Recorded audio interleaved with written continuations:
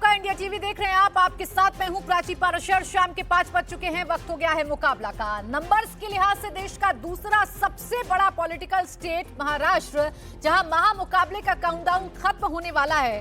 महाराष्ट्र में वोटिंग के लिए 2 हफ्ते से भी कम का समय बचा है, लेकिन जैसे जैसे चुनाव की तारीख नजदीक आ रही है, महाराष्ट्र का पूरा चुनाव हिंदू मुस्लिम के रंग में रंगता जा रहा है।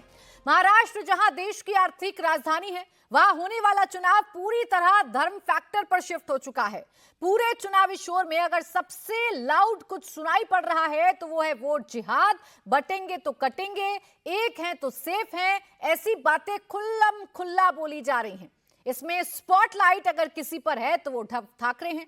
ऐसा इसीलिए क्योंकि उद्धव गुट के नेताओं की मौलाना मुफ्तियों के साथ मस्जिदों में बैठकों की तस्वीरें सामने आ रही हैं। एमवीए के लिए एकजुट होकर मुस्लिमों से वोट करने के लिए फतवे जारी हो रहे हैं। मस्जिदों से ऐलानिया तौर पर एमवीए को एकमुश्त वोट करने को कहा जा रहा है। बीजेपी से वोट जिहाद पार्ट 2 बता रही है, तो नीतीश राणे और राज ठाकरे जैसे नेता उद्धव की शिवसेना के मुस्लिम वोटों की चाहत पर हमलावर हैं। राज ठाकरे इस बात पर नाराज दिखे कि बाला साहब ठाकरे के नाम को कभी हिंदू हृदय सम्राट लिखा जाता था। आज उद्धव ठाकरे के मुस्लिम वोट की चाहत ने उन्हें बैनर पोस्टर्स में जनाब बाला साहब बना दिया। किरीट सोमैया ने तो यहां तक कह दिया कि एक दौर था जब ठाकरे परिवार का भाषण हिंदू शब्द से होता था, आज इसकी शुरुआत सलाम वालेकुम से होती है। एक तरफ जब महाराष्ट्र में जमकर हिंदू मुस्लिम हो रहा है, तो इसी बीच प्रधानमंत्री मोदी ने वहां एक है तो सेफ है का नारा दे दिया। अब सवाल यह है कि कौन किसे कितना एकजुट कर पाएगा, किसके पाले से कौन छिटक जाएगा, इसी पर करेंगे मुकाबला। लेकिन पहले आपको सुनवाते हैं आज के कुछ बयान। अलग अलग जातियों में टूटने से आप सोचिए कमजोर हो जाएंगे कि नहीं हो जाएंगे। इसलिए मैं कहता हूं, एक है तो सेफ है, एक है तो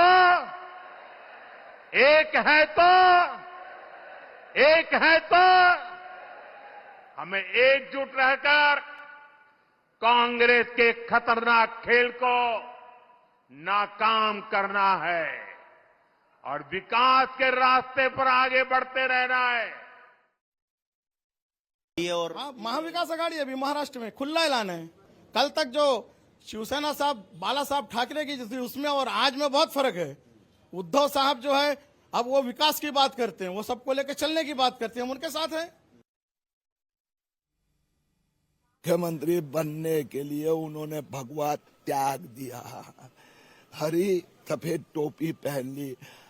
पहले ठाकरे परिवार का भाषण शुरू होता तो हिंदू बंधुनो भगिनीनो, अब सलाम अलैकुम करके होता है। ये उबाटा के जो 3 कैंडिडेट है वो किस तरीके से वहां बैठ के मौलवी से अपना फतवा तैयार करके ले रहे हैं। उबाटा और महाविकास आघाड़ी के पार्टियों को हिंदू मतों की जरूरत नहीं है, हिंदू मतों को वो गिनते नहीं है, उनको सिर्फ बांटने की राजनीति करनी है। उनको सब सिर्फ अपने मुस्लिम वोट, अल्पसंख्यक वोट की ही इनको पड़ी है। इसलिए महाराष्ट्र के हिंदू समाज ने ये वीडियो अच्छी तरह से देखना चाहिए और इसका करारा जवाब ये 20 नवंबर को देना चाहिए। आइए इसी पर करते हैं चर्चा की शुरुआत। खास मेहमान हमारे साथ हैं जफर इस्लाम, प्रवक्ता भारतीय जनता पार्टी हमारे साथ हैं। इसके साथ ही साथ बीडी सिंह, प्रवक्ता शिवसेना हमारे साथ जुड़ेंगे। किशोरी पेडनेकर, नेता शिवसेना उद्धव गुट हमारे साथ जुड़ेंगे। आदिल हसन, प्रवक्ता एआईएमआईएम हमारे साथ हैं। महेश चौहान, प्रवक्ता शिवसेना, प्रवक्ता एनसीपी शरद गुट, माफ कीजिएगा। तहसीन पूनावाला जी, राजनीतिक विश्लेषक के तौर पर इस वक्त हमारे साथ हैं। आप सभी का बहुत बहुत स्वागत है। मैं तहसीन पूनावाला जी आज आप ही से शुरुआत कर लेती हूं, क्योंकि वोट जिहाद का ये मुद्दा अब इतना बड़ा हो गया है कि बीजेपी ने यहां तक आरोप लगा दिए हैं कांग्रेस पर कि ये तो आजादी से पहले वाली मुस्लिम लीग कांग्रेस हो गई है।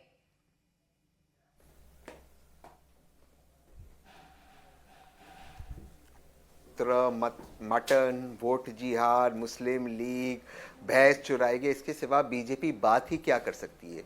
बीजेपी को हिंदू मुसलमान करना है चुनाव, वहाँ पर 15 मिनट के लिए पुलिस हटा दो, 15 मिनट बाकी है, एमआईएम वाले भाई साहब बैठे हुए, ये दोनों पार्टीज मिलकर महाराष्ट्र का चुनाव पोलराइज करें। लेकिन जितनी आवाम आपका शो देख रही है, महाराष्ट्र की जितनी जनता है, ये कोई बेवकूफ़ बनने वाले नहीं है। ये जानते हैं कि ये दोनों पार्टी मिलकर ये कोशिश कर रहे हैं कि आवाम बहक जाए, आवाम धर्म के नाम पर वोट दे। कोई बंटने वाला नहीं, कोई कटने वाला नहीं। महाराष्ट्र की जनता एक होकर भाजपा को बचाने वाली है। और एमआईएम जो है, जिनका वोट प्रतिशत नोटा से कम है, वो पूरी कोशिश कर रही है कि यहां पर पोलराइजेशन हो। ना पोलराइजेशन होगा, ना महाराष्ट्र में कुछ होगा। महाराष्ट्र में एक ही चीज होगी, महाराष्ट्र के इकोनॉमिक पैरामीटर्स पिछले 10 वर्षों में घटे भाजपा के नीचे, और उनको बढ़ाना है। महाराष्ट्र को लेकिन फिर से फतवे तो एमवीए के लिए जारी किए जा रहे हैं ना मस्जिदों से। नंबर 1 बना रहे। मौलाना तो खुलकर एमवीए के समर्थन में बोल रहे हैं ना, और बाकायदा फतवे जारी किए जा रहे हैं। आरोप आप भारतीय जनता पार्टी पर लगा रहे हैं कि वो हिंदू मुसलमान कर रही है, वो कर रहे हैं, तो आप क्या कर रहे हैं? मैं दोबारा से एक बात कहता हूं, कौन किससे वोट करता है ये उनका अधिकार है। चाहे मुसलमान भाई कांग्रेस के लिए वोट करता है, हिंदू भाई कांग्रेस के लिए वोट करता है, चाहे कहीं पर भी हो। कहीं पर भी कांग्रेस पार्टी ने, मैं कांग्रेस की बात करता हूं, जाकर किसी भी धार्मिक जगह पर, चाहे वो मंदिर हो, गिरजाघर हो, गुरुद्वारा हो या मस्जिद हो, जाकर किसी भी मौलाना साहब, पंडित जी, किसी को ये नहीं कहा कि आप कांग्रेस के लिए फतवा जारी कीजिए या कांग्रेस के लिए कोई आप संदेश दीजिए। बात सिर्फ इतनी हो रही है कि महाराष्ट्र के चुनाव है, लोगों को वोट करना है। मस्जिद में जाकर मौलानाओं के साथ बैठक करेंगे और वहां से फतवे जारी होंगे, तो कांग्रेस को पकड़ने चाहिए अपने साथियों के कान और पूछना चाहिए कि आप क्यों इस चुनाव में मुसलमान कर रहे हैं। तो ये मैं उसको अलग कर देता हूं। बीजेपी ने पूरी कोशिश की महाराष्ट्र चुनाव के पहले, और मैं इंडिया टीवी की रिपोर्ट को कोट करता हूं, कि जितने भी हमारे मौलाना हैं उनकी सैलरी बढ़ाई जाए। बीजेपी ने ये काम किया।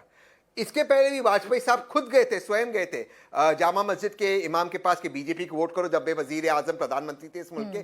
बीजेपी के को जब कन्वीनियंट लगता है मुसलमानों के पास जाते हैं, जब उनको कन्वीनियंट लगता है वो अपने आप को हिंदुओं के पास ले जाती है। लेकिन हिंदू मुसलमान सब एक है, कोई नहीं बटेगा। हाँ, कटेगा बीजेपी का वोट, ये बात आप नोट करो कि हिंदू वोट की जंग अगर बीजेपी कर रही है, तो मुसलमान वोटों की जंग कोई एनडीए की तरफ से भी की जा रही है। चलिए जवाब लेती हूँ जफर इस्लाम साहब से आपकी बातों का। कांग्रेस सिर्फ महाराष्ट्र के वोटों की बात कर रही है, महाराष्ट्र के वोट, और कांग्रेस 85+ सीटें ला रही है। जफर इस्लाम साहब, इस बात से तो इनकार नहीं किया जा सकता ना कि महाराष्ट्र का चुनाव जैसे जैसे नजदीक आ रहा है, खुलकर हिंदू मुसलमान किया जा रहा है। मस्जिदों से फतवे अगर एमवीए के लिए जारी हो रहे हैं, तो आप भी पूरे बटेंगे तो कटेंगे वाली लाइन पर बाकायदा बयान दे रहे हैं।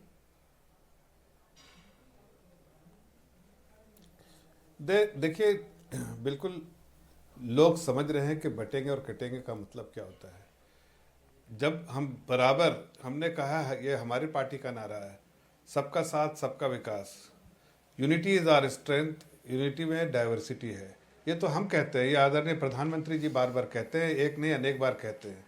तो हम कहते हैं कि जब विकास की गंगा बह रही है, विकास के रास्ते महाराष्ट्र दौड़ रहा है, देश आगे बढ़ रहा है, और इसमें इस तरह की जो इनकी रणनीति है काटने और बांटने वाली, तो जाहिर है ये एमवीए कर रही है, तो उससे तो सावधान रहना पड़ेगा। अगर देश के विकास को चाहते हैं, देश को सुरक्षित रखना चाहते हैं, देश आगे बढ़े, हम देशवासियों का जो है फ्यूचर अच्छा हो, हमारे नौजवानों का फ्यूचर अच्छा हो, हमारे लोगों का फ्यूचर अच्छा हो, तो उसके लिए देश को मजबूत होना पड़ेगा, देश की अर्थव्यवस्था को मजबूत होना पड़ेगा। और ये सब अगर मजबूत है और तेजी से आगे बढ़ रही है, और ऐसे में फतवा हो या फिर इस तरह की पॉलिसी हो, इस तरह का जो अप्रोच हो जिससे समाज को विभाजन कर दिया जाए और अपने फायदे का राजनीतिक रोटियां सेकी जाए, उसके हम खिलाफ है। हम तो सबको एक साथ लेके जा रहे हैं। आपने सुना नहीं कल आप जो हमारे जो पार्लियामेंट्री अफेयर्स मिनिस्टर और माइनॉरिटी अफेयर्स रहेंगे,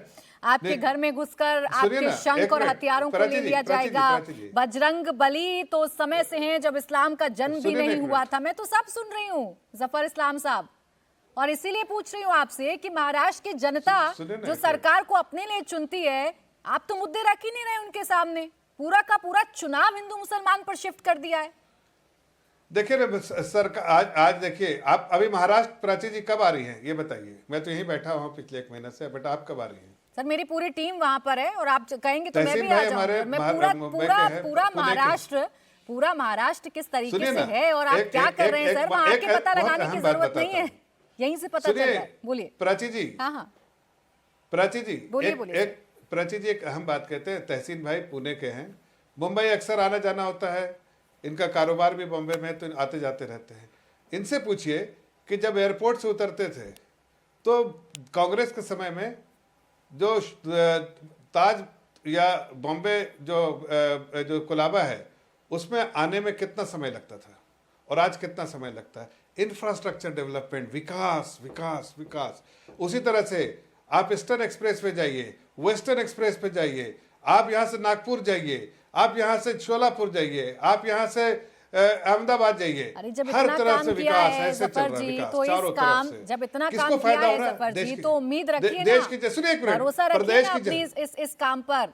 फिर क्यों ऐसे बयान देते हैं जो बयान आप लोगों पर सवाल खड़े कर देते हैं कि मुसलमान वोट अगर एमवीए को चाहिए तो हिंदू वोट की जंग में आप लगे हुए हैं।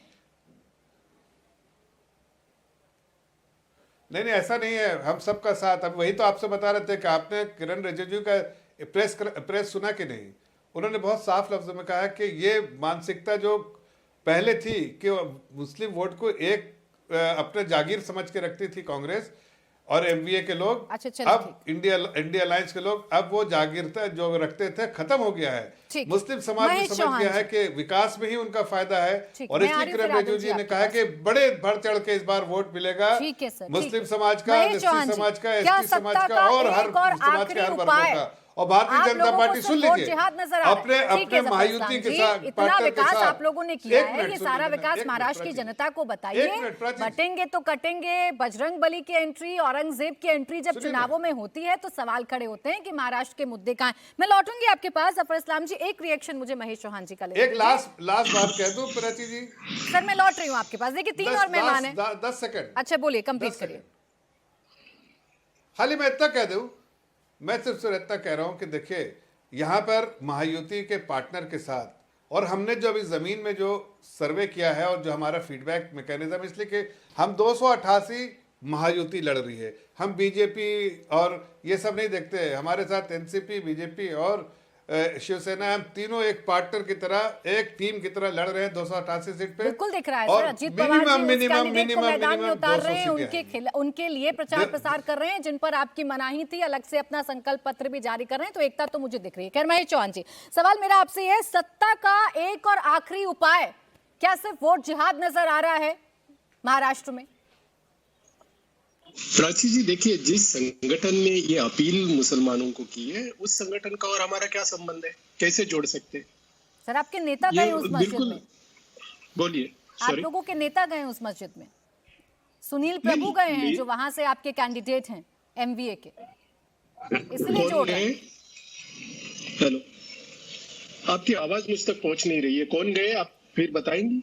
महेश चौहान जी, वहां से जो कैंडिडेट हैं एमवीए के, सुनील प्रभु, वो गए हैं, बाकायदा उनका वीडियो है और वो कह रहे हैं कि हम तो मस्जिद में जाते हैं, हम तो मंदिरों में भी जाते हैं, इसीलिए जोड़ा जा रहा है सिर्फ नाम, और कोई रीजन नहीं। लेकिन मस्जिद और मंदिर में जाना, चर्च में जाना, इसमें गलत बात क्या है? संबंध सिर्फ मस्जिद और मंदिर में गए, इसके लिए संबंध उस संगठन से जोड़ा नहीं जा सकता, पहली बात। दूसरी बात हम यहाँ कहना चाहिए कि हिंदू और मुसलमान ये करके भाजपा को क्या मिलने वाला हमें पता नहीं है, लेकिन मैं एक बात कहने जा रहा हूँ कि जफर इस्लाम जी आज अभी इधर जो विकास की बात कर रहे थे, उस विकास करने के बावजूद लोकसभा चुनाव में हमें महाराष्ट्र की जनता ने इतने वोट्स डाले, बहुत सारी जगहों पर बीजेपी से ज्यादा हिंदू वोट एमवीए को मिले, इसे आप क्या कहोगे? और जिस विकास की ये बात कर रहे हैं, वो विकास, अभी कोस्टल लाइन की ये बात कर रहे हैं, ये कोस्टल लाइन की संकल्पना किसकी थी? हमारी सरकार की थी। कोविड आया, कोविड के बाद इन्होंने हमारा गवर्नमेंट टॉपल किया, बाद में ये 2.5 साल आए, इन्होंने वो कंप्लीट किया, तो इसमें इनका विकास कहाँ से आ गया? और जिस बटेंगे और कटेंगे की बात ये लोग कर रहे हैं कि बटेंगे तो कटेंगे, मैं जफर इस्लाम से अभी आपके चैनल पर आपके माध्यम से जनता के लिए इन्हें कुछ जवाब मांगता हूँ। इन्होंने ये नारा लगा रहे हैं कि बटेंगे तो कटेंगे। अभी जाति, भाषा, प्रांत और धर्म के आधार पर, मैं दोहरा रहा हूं, धर्म के आधार पर अगर देश के सभी लोगों को कोई अपील करे कि हमने बंटना नहीं चाहिए, हमने एकजुट रहना चाहिए, तो हम भी उनके साथ हैं, हम इससे सहमत हैं, हम भी उनको सपोर्ट करेंगे। लेकिन अगर बीजेपी सिर्फ एक धर्म के लोगों को ये कह रही है कि आप बटेंगे तो कटेंगे, तो सवाल तो उठेंगे ना। सर, एक जनता धर्म के की मन तरफ में से सवाल भी है। तो एक मिनट, फतवा एक जारी मिनट, किया प्लीज, जा रहा है। 10 सेकंड, मैं पूरी लाइन 10 पढ़ सेकंड देती है। हूँ सर। मुसलमानों हाँ। को लेकर चलें, अल्पसंख्यकों को लेकर चलें, ऐसे लोगों को हम साथ लेकर चलना चाहते हैं। मोहम्मद जाबिर बेग का बयान है ये, जो मौलाना है डिंडोशी मस्जिद के। और जब उनसे पूछा मेरे सहयोगी ने कि स्पष्ट कर दीजिए दो गठबंधन है, तो उन्होंने कहा महाविकास अघाड़ी, और उनके लिए फतवे जारी हुए। बताइए तो जरा, कौन सी ऐसी अपील मंदिरों से की गई है, किसी भी संत की तरफ से की गई है, किसी भी पार्टी के लिए? देखिए प्राची जी, देखिए उन्होंने क्या करना है, उन्होंने क्या नहीं करना है, इसका महाविकास आघाड़ी के साथ कुछ भी संबंध नहीं है। भारत की जनता है, भारत की जनता जो 18 साल कंप्लीट करते हैं, उन्हें भारत की संविधान ने अधिकार दिया है, उन्हें किसे वोट करना है, किसे नहीं वोट करना है, उनका अपना अपना विवेक है, उस हिसाब से वो वोट करते हैं। लेकिन मुझे ये पूछना है कि योगी जी जैसे लोग, जो एक राज्य के मुख्यमंत्री है, एक ही लास्ट पॉइंट में यहाँ पर रखता हूँ प्राची जी, कि योगी जी जैसे लोग जो बीजेपी के एक राज्य के मुख्यमंत्री है, सिर्फ एक धर्म के लोगों को अगर ये अपील करेंगे कि आप बटोगे तो कटोगे, तो मुझे सिर्फ यही पूछना है। महेश चौहान जी, जब एक ही धर्म के लोग मस्जिदों से, नहीं सर, ऐसी बात नहीं है। जब एक ही धर्म के लोग मस्जिद से फतवा जारी करेंगे, तो सवाल आप लोगों से भी पूछा जाएगा, और वो सवाल जफर इस्लाम साहब से भी पूछा जाएगा कि बटेंगे तो कटेंगे की राजनीति पर महाराष्ट्र की राजनीति क्यों आ गई। मैंने आपको कंप्लीट करने दिया महेश चौहान जी, आपका पॉइंट आ गया। आप यूपी के सीएम के बयान को कोट कर रहे हैं। आपने अगर सुना होगा तो जफर इस्लाम साहब से इसी बयान को लेकर मैंने सवाल की शुरुआत की थी। किशोरी पेडनेकर जी मेरे साथ जुड़ गई हैं यूबीटी गुट से। आपकी आवाज कट रही है महेश जी, लौटूंगी आपके पास। किशोरी पेडनेकर जी, महाराष्ट्र का चुनाव क्या अब सिर्फ मुस्लिम वोटों के इर्द गिर्द ही घूमेगा, या मुस्लिम वोटों का सहारा ही आप लोगों को है अब इस चुनाव को जीतने के लिए? एक तो ऐसा डिबेट चलाना ही गलत है। जो मुस्लिम हो या कोई भी गुजराती हो, मारवाड़ी हो, राजस्थानी हो, मराठा हो, जात पात धर्म में नहीं होना चाहिए, क्योंकि अपना संविधान जात पात धर्म देख के नहीं हुआ है। जो मतदान का अधिकार है, हर एक भारतीय नागरिकों को अधिकार है। और ऐसा स्लोगन चलेगा, बटेंगे तो काटेंगे, बटेगा कौन और काटेगा कौन? और हम क्या मर गए हैं क्या ऐसे काटते देंगे? क्यों ऐसा बयान चलाते हैं? एक तो नहीं बटेंगे, नहीं काटेंगे तो महाराष्ट्र नहीं लूटने देंगे। खुले आम महाराष्ट्र की लूटमारी हो रही है। तो एक इलेक्शन में माहौल पैदा करना, जो नैरेटिव बोलते हैं, जो बोलने वाले हैं वही नैरेटिव कर रहे हैं।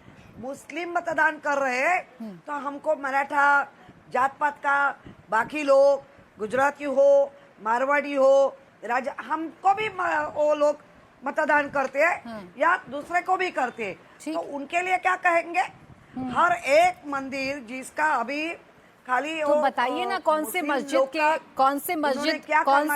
सर मस्जिद से तो फतवा जारी हो गया किशोरी पेडनेकर जी, लेकिन बताइए तो जरा कौन से मंदिर से ऐलान किया गया है कि तमाम हिंदू भाइयों को एमवीए को मतदान करना है या महायुति को मतदान करना है? मेरा बयान आपने कहा किशोरी जी, नहीं मैं बयान को नहीं तोड़ रही, आपने कहा कि ये डिबेट ही गलत है। ये डिबेट इसलिए ठीक है कि आप लोगों के नेता जाते हैं मस्जिद के अंदर, गए और वहां से फतवा जारी हुआ, इसीलिए डिबेट किया गया।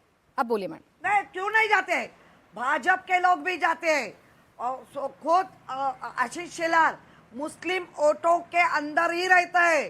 उसका पूरा मुस्लिम इलाका है 70%। वो जाते हैं, कितने फोटो दिखाऊं? वो जाने का किसी का कुछ प्रॉब्लम नहीं है। जिधर हमारा नेबर है, जो हमारे एरिया में रहते हैं, उनको मतदान करने का अधिकार है। वो मुस्लिम हो, कौन हो, गुजराती हो, जन में बार बार वही बोल रही है, हर एक को संविधान ने जो मतदान करने के अधिकार पर डिबेट नहीं कर रही हूँ किशोरी जी, और मैं ये भी नहीं कह रही हूँ कि मस्जिद या मंदिर जाने का अधिकार नहीं है। मैं सिर्फ इतना कह रही हूँ कि जब मस्जिदों से फतवे जारी होते हैं, वो भी तब जब एमवीए के नेता मस्जिद में जाकर मौलानाओं से मुलाकात करते हैं। तो मैं सिर्फ एक उदाहरण आपसे पूछ रही हूँ कि एक उदाहरण दे दीजिए, किसी संत ने अगर कोई ऐलान किया हो या किसी मंदिर से कोई ऐलान हुआ हो। आपको बोलती हूँ, पहला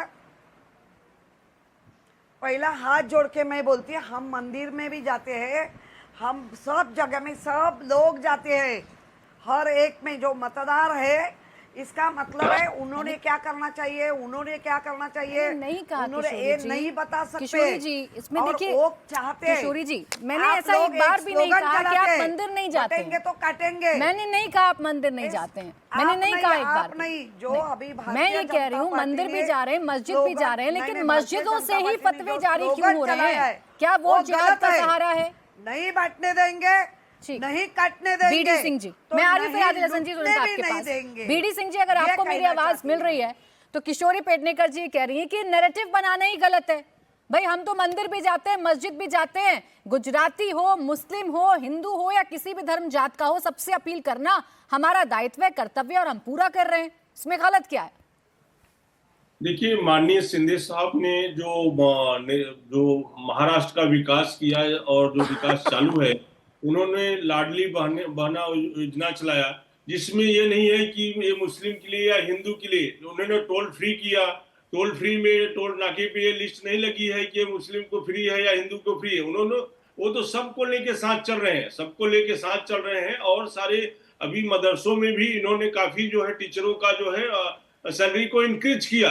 अभी क्या है, हिंदू जो उद्धव ठाकरे ग्रुप है उसमें क्या हुआ है कि इनको कुछ जो एनसीपी और इसमें जो है मुस्लिम को लेकर होड़ लगी हुई है, क्योंकि क्या हुआ कि लोकसभा के इलेक्शन में थोड़ा इनका वोट जो है मुस्लिमों को चलते इंक्रीज हुआ। हाँ। इसलिए थोड़ा मुस्लिम के क्या मस्जिद वगैरह में जाके अपना फतवा वगैरह गलत बोल रहे, गलत बोल रहे। नहीं, गलत नहीं बोल रहा, जो बोल रहा सही बोल रहा है। मतलब दो अलग अलग बात में बोल रहे। क्या अलग है, क्या गलत है गलत बोल रहे, लोगों को गुमराह कर रहे। कौन गुमराह कर रहा है? आप दो बार बोल रहे, दो बाजू से बोल रहे। नहीं, दो बाजू से मैं नहीं बोल रहा। लाडली बहना योजना लगाया महाराष्ट्र में कि नहीं लगाया, इसमें क्या कुछ आपको कंफ्यूजन है? लाडली बहना योजना जो है उस वो माननीय शिंदे साहब लगाया कि नहीं लगाया? टोल नाका फ्री किया कि नहीं फ्री किया? लाडली एक तो पहला नहीं, इन सब बातों से बीडी सिंह जी, एक मिनट, किशोरी जी, आप जो योजनाएं बता रहे हैं, उन योजनाओं का इस मुद्दे से क्या मतलब है? अगर किशोरी पेडनेकर जी की पार्टी के नेता या एमवीए के नेता मस्जिद जा रहे हैं या मंदिर जा रहे हैं, तो इस बात से क्या आपत्ति हो सकती है? वोट मांगने तो आप भी जाते हैं ना सर, सर्व समाज में। बीडी सिंह जी, हम जैन मंदिर में भी जाते हैं। एक मिनट किशोरी जी, रुक जाइए, बोलिए बीडी जी। गुरुद्वार जाते हैं, मैं ये नहीं बोल रहा हूँ कि नहीं जाते, उसमें जाएंगे। किशोरी जी एक मिनट रुक जाइए मैम, प्लीज बीडी जी को बोलने दीजिए, बोलिए बीडी जी। मैं ये बोल रहा हूँ, ये नहीं मैं बोल रहा हूँ कि वहां जाना बुरा है। देखिए, हर जो भारतीय है किसी भी मंदिर मस्जिद में जा सकता है, हर आदमी को फ्री है। लेकिन जो सुनील प्रभु जी का जो मस्जिद में जाकर के जो फतवा जाहिर हुआ, तो वो फतवा जाहिर करने के लिए मस्जिद में जाने की क्या जरूरत थी? वो बाहर से भी बोल सकते थे, जैसे योगी जी बोलते हैं। योगी जी तो भाषण में बोलते हैं ना, खुल के बोलते हैं कि बटोगे तो कटोगे। सुनील प्रभु मिलने को अंदर गए होंगे, फतवा निकालने के लिए सुनील प्रभु नहीं जा सकते। बाद लेकिन फतवा जारी हुआ। मैं मैडम, आप थोड़ा लेट से जुड़ी है, मैं उन मौलाना की बाइट आपको सुनवा दूंगी अगर आप कहेंगी तो। उन्होंने क्या कहा मैं आपको सुनवा दूंगी, इस मुलाकात के बाद क्या हुआ, तो आप इन दोनों बातों को अलग करके नहीं देख सकते। आदिल जी आपके पास आ रही हूँ, रुकिए आप जरा किशोरी जी। आदिल जी, आप तो ये कहते रह गए कि मुसलमान हूँ, मुसलमान की बात कहूंगा और मुसलमान की बात कहना मेरा हक है, या मैं ही मुसलमान की बात उठा सकता हूँ। फतवे तो किसी और के लिए जारी हो रहे हैं मस्जिदों से। मैम, पहली बात आपको बता दें कि फतवा मस्जिद से नहीं होता है, किसी आलिम दीन जो मुफ्ती होते हैं वो फतवा करते हैं, और ये किसी ने अपना बयान दिया उसको फतवा नहीं कहा जाता है। जफर भाई बैठे हुए हैं, अस्सलाम वालेकुम जफर भाई। अब बोलिए, कीर्ति सुमैया बोल रहे हैं कि सलाम करना भी प्रतिबंध है। जफर भाई, बीजेपी में सलाम करना मना है क्या? बतलाइए। आज सुप्रीम कोर्ट ने एएमयू को माइनॉरिटी स्टेटस दिया, आप भी कोर्ट के मेंबर रहे होंगे, बीजेपी के एमपी। आज सुप्रीम कोर्ट ने, जो बीजेपी ने 2016 में सुप्रीम कोर्ट में एएमयू का माइनॉरिटी स्टेटस का वापस ले लिया था, आज सुप्रीम कोर्ट ने किया। जफर भाई, इसमें आप क्या दिया नहीं अभी तक, मिसकोट मत करिए फैसले को। अभी 1967 का फैसला बदला गया है, सुप्रीम कोर्ट के फैसले को मिसकोट मत करिएगा। अभी फैसला आना बाकी है कि अल्पसंख्यक दर्जा मिलेगा या नहीं मिलेगा। मुद्दे पर आइए, मैं एडवोकेट हूं, मैं जानता हूं क्या मुद्दे पर आइए, मुद्दे पर आइए, मेहरबान। वो कैसे कर सकते हैं? किशोरी जी एक मिनट चाहिए प्लीज, मैम हर सवाल आपसे नहीं है। किशोरी जी बोलिए। आदिल जी, प्राची जी, आज सुप्रीम कोर्ट ने कहा, जो मोदी सरकार ने 2016 में मैं जवाब दे दूं। एप्लीकेशन लगाया था कि माइनॉरिटी स्टेटस हटा लिया जाए, आज उसके लिए सुप्रीम कोर्ट ने करारा जवाब दिया केंद्र सरकार को। कल मदरसा एक्ट को फिर से बहाल किया है। तो जफर भाई, बीजेपी के लोग को समझाइए कि इतना दिल में जहर नहीं रखे। और अजीत पवार ने, आज अजीत पवार का इंटरव्यू है कि बटेंगे कटेंगे को मैं इंडोर्स महाराष्ट्र की सरजमी में नहीं करता हूं। अब बतलाइए, वो नवाब मलिक बगल में थे, सना मलिक बगल में थी, अब बतलाइए कि अजीत पवार ने अलल एलानिया कहा कि योगी आदित्यनाथ का ये जो कोर्ट है इसको महाराष्ट्र की सरजमी पे इंडोर्स नहीं किया जाता है। ठीक। और मैं एक बात कांग्रेस के तहसीन को बोलना चाहता हूं, रेवंत रेड्डी कांग्रेस के स्टेट प्रेसिडेंट, कांग्रेस का चीफ मिनिस्टर सुबह शाम ओवैसी साहब की तारीफ कर रहे हैं, इसको क्यों नहीं तहसीन को बोलते हैं? वो वीडियो चलवा दे तहसीन। आदिल हसन जी, जब तहसीन पूनावाला जी आपको कुछ कहते हैं, आप एक उदाहड़न लेकर आ जाते हैं और आप सुप्रीम कोर्ट का हवाला मुझे दे रहे थे। आप होंगे सर वकील, लेकिन जितना आज सुप्रीम कोर्ट के फैसले को हमने पढ़ा है उसमें साफ है कि 1967 के फैसले को पलटा है, लेकिन अभी फैसला आना बाकी है कि मानवता दर्जा मिलेगा या नहीं मिलेगा। आदिल हसन जी, फतवे पर जवाब नहीं आया आपका। मौलाना साहब खुलकर कह रहे हैं एमबीए के बारे में। आदिल हसन जी, जवाब रह गया था, आप जवाब जरूर दीजिएगा, मेरे सवाल पर भी दीजिएगा। मुस्लिम मौलानाओं के बयान तो आप सुन रहे हैं ना, अब आप ये कह दीजिएगा कि ये मौलाना आप नहीं जानते या इनसे कोई फर्क नहीं पड़ता, तो सर ये आपकी मर्जी हो सकती है, लेकिन वो खुलेआम ऐलान कर रहे हैं कि वोट किसको देना है। मैम सुनिए, राम रहीम को पेरोल दिया और राम रहीम ने किया, उस पर भी सवाल कीजिए। राम रहीम धर्म गुरु है कि नहीं? क्या राम रहीम पर चर्चा कर रही हूँ आज? आदिल जी, दिक्कत आप में ये है ना, आप टॉपिक पता करके नहीं आते हैं, या ओवर होमवर्क करके आते हैं, या होमवर्क ही करके नहीं आते हैं। तो राम रहीम बार बार आपको ये बताती हूँ कि महाराष्ट्र पर आज आपसे बहस कर रही हूँ, आज मैं आपसे बहस कर रही हूँ फतवों पर, तो उसी पर चर्चा करिएगा। राम रहीम पर बहुत सवाल पूछ ली और बाकी भी पूछ लूंगी। बार बार कहती है सस्ती लोकप्रियता मत बटोरा करिए सर, अच्छा नहीं लगता है, ये सस्ती लोकप्रियता लगती है कि बात करूं आम की, आप जवाब दें मुझे इमली की, ये अच्छा नहीं लगता है। आपसे नहीं सवाल सीखना है, अगर बुलाना है तो सुनिए, नहीं तो अपने हिसाब से मत मुझसे नहीं सीखेंगे आप सवाल करना, आप जवाब देना सीखेंगे। आपसे सीखने के लिए यहाँ नहीं बैठा, आप जवाब देना सीखेंगे और मेरे सवाल का जवाब देना सीखेंगे। आदिल जी, और मौलाना फतवा नहीं देता है, और आप मुझे भी नहीं सिखाएंगे यहाँ। मैं किशोरी जी आपके पास आ रही हूँ, रुकिए आदिल हसन जी, रुक जाइए, आपको डिबेट की धारा प्रवाह में नहीं बहना है, अलग से अपनी नदी बहानी है, अलग से प्रवाह बहाना है, वो आपकी मर्जी हो सकती है। किशोरी पेडनेकर जी, मेरा सवाल आपसे है, फिर बाकी मेहमानों के पास भी जा रही हूँ। आरोप ये लगाया गया आप पर कि वोटों की चाहत में बाला साहब ठाकरे की जो विचारधारा है उससे भी कॉम्प्रोमाइज कर लिया उद्धव ठाकरे ने। पूरा बोलने को दे दो। जी, पूरा बोलने को। बाला साहब ठाकरे ने कभी भी, जो हमारे भारतीय नागरिक है, वो मुस्लिम हो या बाकी कोई, वो भारतीय को मानना चाहिए, वो अपना देश को आगे रखना चाहिए। पाकिस्तान के इधर झंडे ये करेंगे तो उसका विरोध तभी भी था, आज भी है, कल भी रहेगा। इसका मतलब ऐसा नहीं है कि देश में जो अलग एक धर्म है, 7-7, 10-10 पुरखों की पीढ़ी जाने के बाद उसका गुस्सा, इसके लिए दुश्वास हम नहीं करते। हमारा आज भी वही कहना है, जो हमारे देश को मानता है, जो हमारे महाराष्ट्र को मानता है, जो हमारे इलाके में रहता है, जो हमारे मुंबई में रहता है, वो खुद की समझे, कारोबार करे, अच्छी तरह रहे, उनका कभी हमने गुस्सा नहीं किया है। लेकिन वो पाकिस्तान जाएगा, पाकिस्तान के पंतप्रधान का केक काटेंगे, उसको केक खिलाएंगे, हम खाएंगे, और बाद में देश में आने के बाद वही बात करेंगे, गलत है, ये गलत है।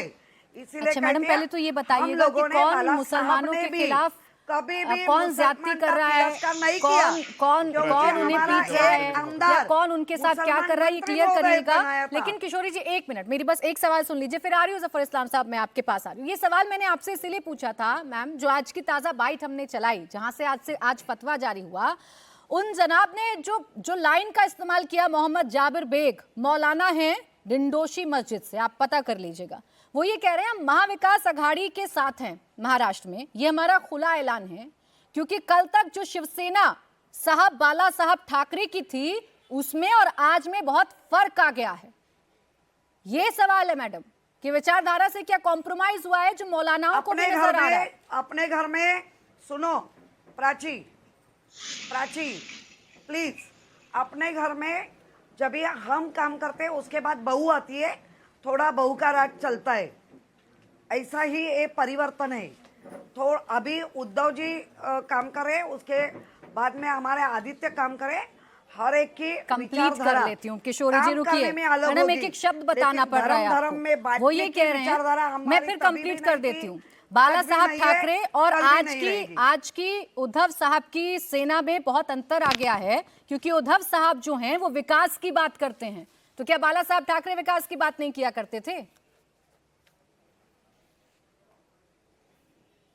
बाला साहब के साथ रहने के बाद भी आज भी भारतीय जनता पार्टी ने हमारे साथ इतना गठबंधन करने के बाद भी बाला साहब का ये था ना, तो भी बाला साहब की शिवसेना तोड़ी ना, मोड़ी ना, उसमें क्या अभी दिखेगा 23 तारीख को? इसका मतलब ऐसा नहीं कि बाला साहब की विचारधारा नहीं है। अरे उसमें तो खून है बाला साहब का, क्यों गलत होने चाहिए? किशोरी पेडनेकर जी, शिवसेना को तोड़ने से मौलाना के बयान का क्या रीजनिंग आप दे रही हैं, समझाइएगा। मैंने सिंपल सवाल पूछा आपसे, क्या उस वक्त विकास नहीं हुआ करता था जो आज उद्धव ठाकरे विकास की बात कर रहे हैं? वो जाने, लेकिन उसके लिए पूरा महाराष्ट्र में बोलिए ना। चलिए ठीक है किशोरी जी, अभी क्लियर कर देती हूँ, फिर अन्य मेहमान के पास जा रही हूँ, ताकि भ्रम ना फैले। किशोरी जी, किशोरी जी दोनों एक साथ नहीं बोल सकते ना, आप बोले या तो मैं बोलूं। मेरा प्रश्न सुन लीजिए एक बार, अभी क्लियर कर लेते हैं। किशोरी जी बोलिए कि मौलाना जाबिर बेग साहब ने जो कहा वो बिल्कुल गलत था, आप इसकी निंदा करती हैं और आप उनसे पूछेंगी कि आपने ऐसा क्यों कहा? महायुति के साथ है, बोलिए ना। जाबिर बेग ने जो कहा वो गलत था, उन्होंने बाला साहब ठाकरे के बारे में जो कहा वो गलत था। उनका मस्जिद है, उनका जो है, हम ये नहीं पूछेंगे। क्यों पूछने का? ठीक, नहीं पूछेंगे ना। बाला साहब ठाकरे के बारे में बड़ी बात कह दी, आप नहीं पूछेंगे। खैर, जफर इस्लाम जी, फिर आरिफ तहसीन जी आपके पास सीधा। जफर इस्लाम जी, सब लोग आप पर ये आरोप लगा रहे हैं कि ये शुरुआत आप लोगों ने की, और ये शुरुआत जब की तो अब उसका परिणाम आप भुगतेंगे। आप बड़ी बड़ी बातें करते हैं, लेकिन आपने पार्टियों को तोड़ तोड़कर महाराष्ट्र की मूल भावना को तो बदल ही दिया ना। बटेंगे कटेंगे तो आप ही ने किया सबसे पहले। देखिए, पहले तो मैं वालेकुम सलाम कहूँगा। आदिल साहब ने मुझे सलाम किया और उनके सलामती के लिए मुझे वालेकुम सलाम जवाब देना ज़रूरी है। दूसरी बात मैं कहना चाहता हूँ कि प्राची जी के महेश, ये लोग जिस मकसद के लिए सरकार में आए थे, जिस मकसद के लिए सरकार में आए थे, वो मकसद पूरा नहीं कर रहे थे, और इसलिए जनता तराई तराई कह रही थी। उनके अपने पार्टी में ही ऐसा नाराज़गी था कि शिंदे जी के साथ पूरे के पूरे, आप सोचिए कि 40-42 अगर चला जाए एक साथ एमएलए, तो आप 50 के एमएलए एक साथ चला जाए, समझिए कि पार्टी की क्या हैसियत बची थी।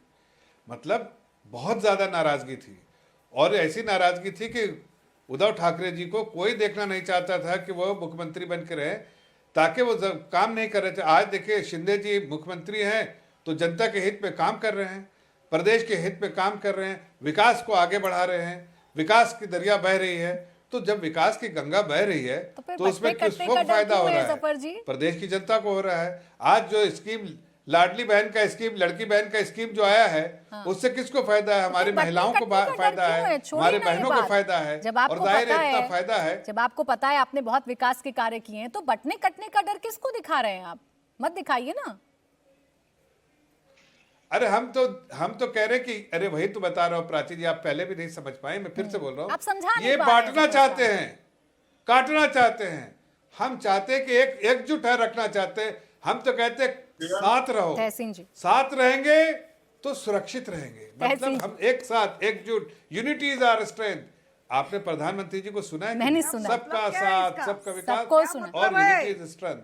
सबको सुना है मैंने। अब तहसीन पूनावाला जी रुकिए मैडम, रुकिए एक मिनट, हम नहीं, हम यूनिटी की बात करने में क्या दिक्कत है? आ रही हूँ मैं, तहसीन जी। किशोरी जी एक मिनट रुक जाइए मैम, मुझे आपको बार बार बीच में रोकना पड़ रहा है। देखिए, आप दोनों ही सिर्फ चर्चा में नहीं है। तहसीन पूनावाला जी अपनी बारी का इंतजार कर रहे हैं इतनी देर से। तहसीन पूनावाला जी देखिए कितनी साफ गोई से, मासूमियत से कह रहे हैं जफर इस्लाम साहब कि हम समाज को एकजुट करना चाह रहे हैं। होने दीजिए एकजुट, कम से कम फतवे तो जारी नहीं हो रहे ना हमारे पक्ष में।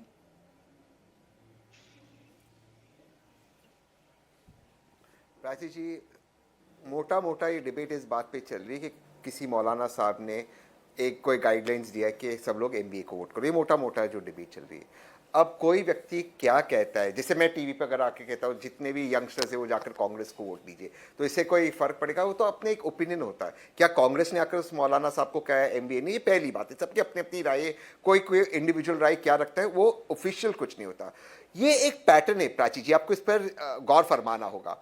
कल यासीन मलिक जो एक आतंकवादी कॉन्विक्टेड है, उसकी पत्नी राहुल गांधी जी को पत्र लिखती है। बहुत इंटरेस्टिंग चीज है, मैं राहुल जी के ऑफिस से भी बात कर रहा था। ये पत्र राहुल गांधी जी के पास नहीं पहुंचता, ये पत्र बीजेपी के लोगों के पास चलता है। सारे शाम को इस पर चर्चा होती है कि यासीन मलिक जो कॉन्विक्टेड है उसकी पत्नी राहुल गांधी को पत्र लिखती है, और वो पत्र बीजेपी के पास है, बेचारे राहुल गांधी के पास पत्र नहीं। कोई मौलाना साहब कुछ कहते हैं, बीजेपी उस पर चर्चा करी, कांग्रेस को पता ही नहीं। ये बीजेपी की चाल है। और मैं आपको एक चीज कह रहा हूं, कोई नहीं बटेगा, बीजेपी का वोट कटेगा।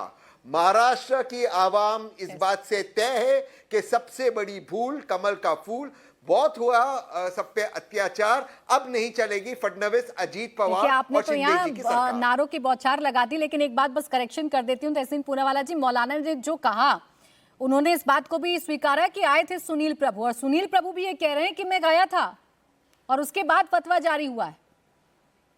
तो ये जानकारी ऐसा नहीं है कि एमबीए को नहीं है जानकारी। नहीं, एक मिनट, मैं नहीं, अगर कोई व्यक्ति इंडिविजुअल कैपेसिटी में जाकर, जैसे अभी पुणे के अंदर चुनाव चल रहे हैं, बहुत सारे लोग आए मुझसे, उन्होंने कहा कि आपके जो ग्रुप है आप उनसे बताइए हमें वोट करने के लिए। इसमें एक बीजेपी के भी विधायक है, कैंडिडेट वो भी मिले। इसका मतलब ये मैंने कोई स्टेटमेंट नहीं दिया। क्या वो एमवीए का कोई स्टेटमेंट था? क्या वो बीजेपी का कोई स्टेटमेंट था ऑफिशियली? देखिए मैं आपसे क्या कह रहा हूं, वोट दीजिए और एक मौलाना का अपने समाज को कहना, ये मुझे आपको समझाने की जरूरत नहीं है इन दोनों में कितना डिफरेंशिएट है। टीवी पर आकर तहसीन जी कोई अपील करें और एक मौलाना एक अपील करें, इसमें कितना अंतर है? लेकिन ये प्राची